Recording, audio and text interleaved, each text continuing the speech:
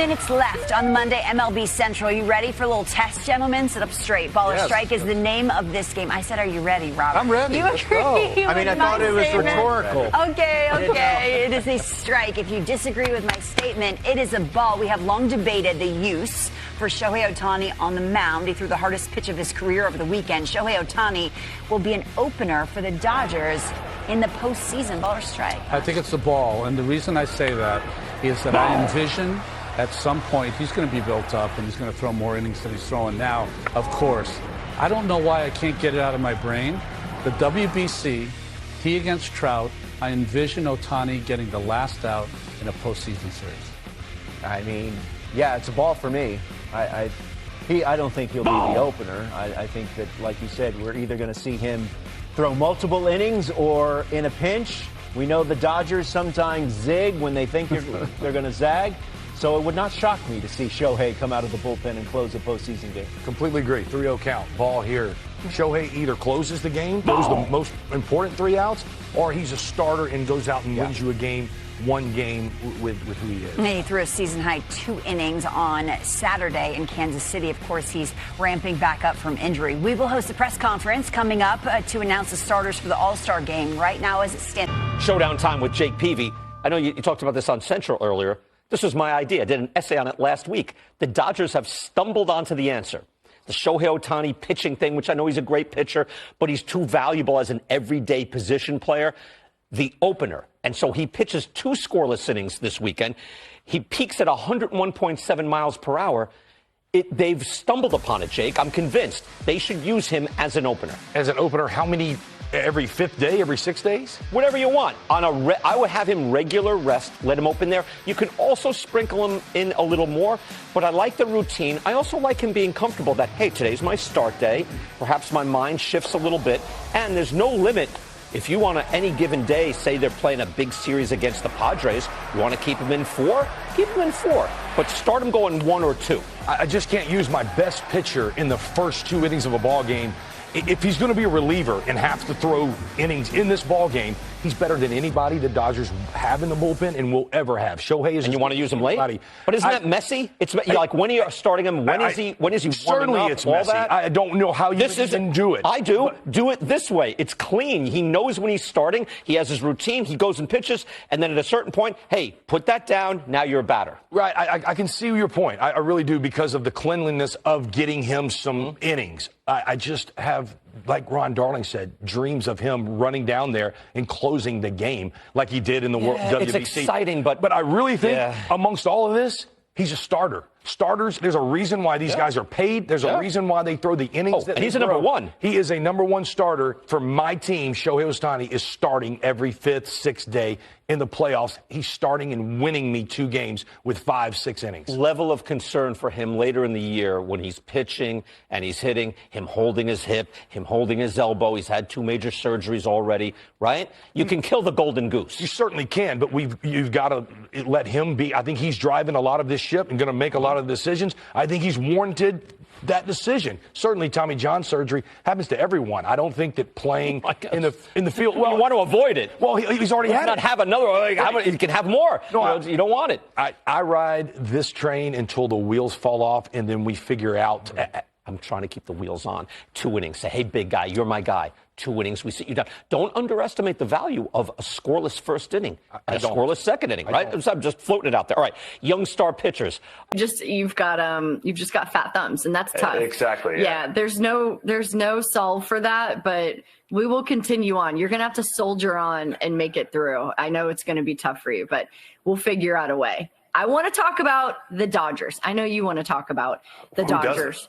Yeah, they continue to widen the gap. So there was a period like 3 weeks ago where the Padres and the Diamondbacks and the Giants were all getting up in all the space in the grill of the Dodgers. And then in the last couple of weeks, the Dodgers are like, nah, we're good. We're about to separate ourselves, and you guys can roll behind us where you belong. And they did that this weekend against Kansas City. they take the series, and it really continues to blow your mind the way that Dave Roberts can manufacture wins with different styles of pitching, using an opener, Lou Trevino, who started the game yesterday, making just his second start of the year. And then you have Justin Robleski, who comes in the bullpen. They win 5-1 over Kansas City. Kike Hernandez and Will Smith both homered in this one too. But I just continue to be impressed with how the Dodgers do this with so many injuries. And it just is the next man up mentality for a team that makes a lot of money and spends a lot of money. Chris Jimenez, this isn't necessarily always the recipe, but it's the one for the Dodgers.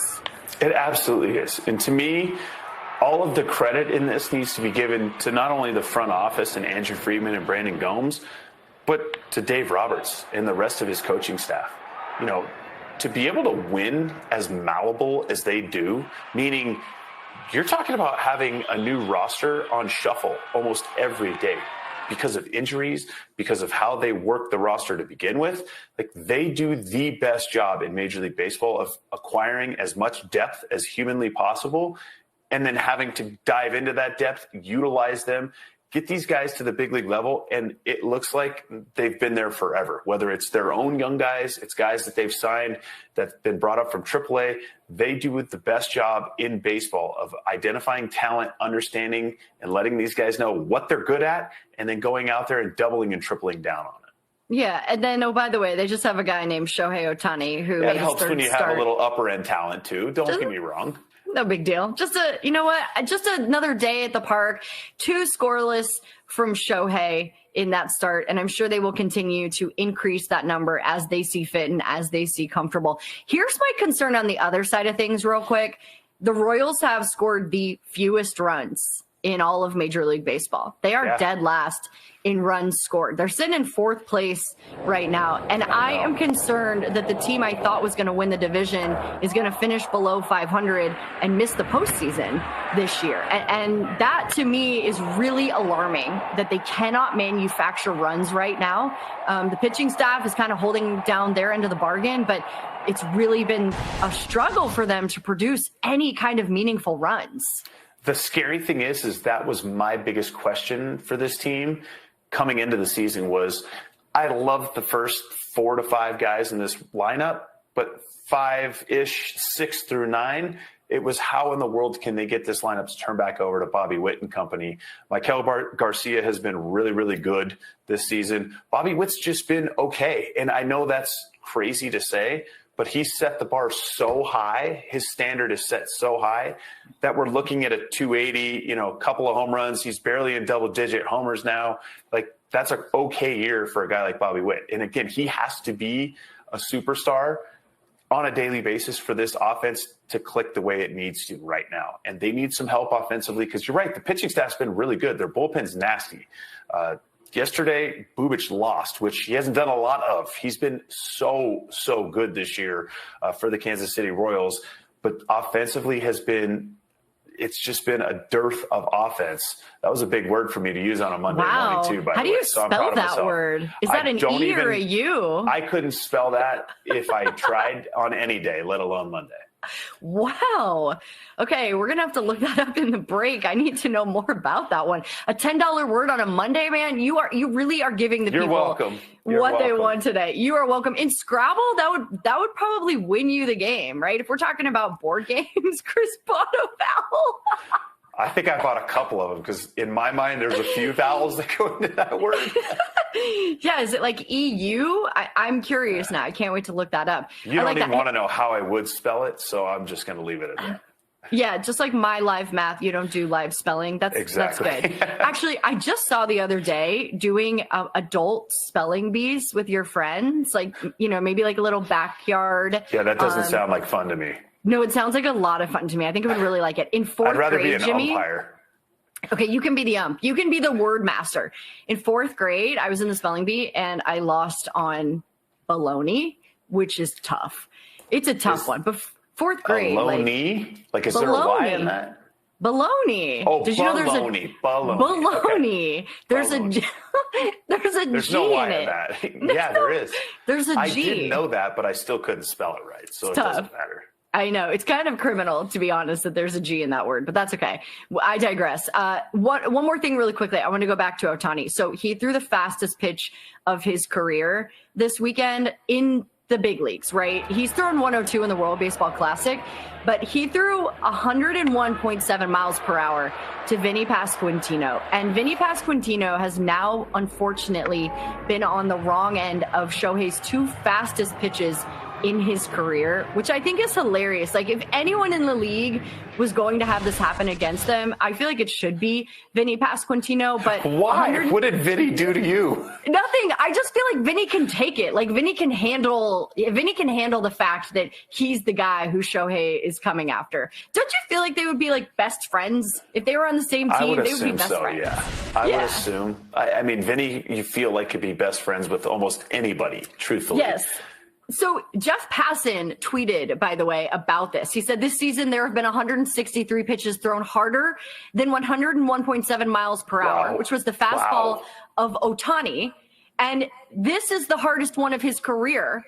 He did it against Vinny Pasquantino as well in the World Baseball Classic at 102. And then Vinny replied, that's what you saw there if you're watching on MLB Network. I'll tell you at home if you're on radio, that he said, WTF, like, why is it me? But I just feel like it's because you're the chosen one. Vinny, you are. Wow. Some very high praise for the Pasquatch. Not saying that it's not warranted, for sure. I would say it's, maybe a sign of endearment if I'm Vinny Pasquantino, because he obviously is a little extra amped up to face you, which is a good thing. Yeah. Means you're pretty good. I think so too. I just love that. I love the interaction. Like, that's why I love this sport so much, is because the guys who have these personalities have fun with it. Yeah. And have fun with it. Yeah. So again, the Dodgers taking the weekend against the Royals. They sit in first. They're 53-30 to 7-3 in their last 10. They might be getting Tyler Glasnow back this coming month. There's a lot of good news coming the Dodgers' way, as if they needed more of it as they dominate their division. When we come back, we are going to wrap things up on the leadoff spot and play the morning matchup. We will pick the guy who's going to get the most bases today, so stick with us.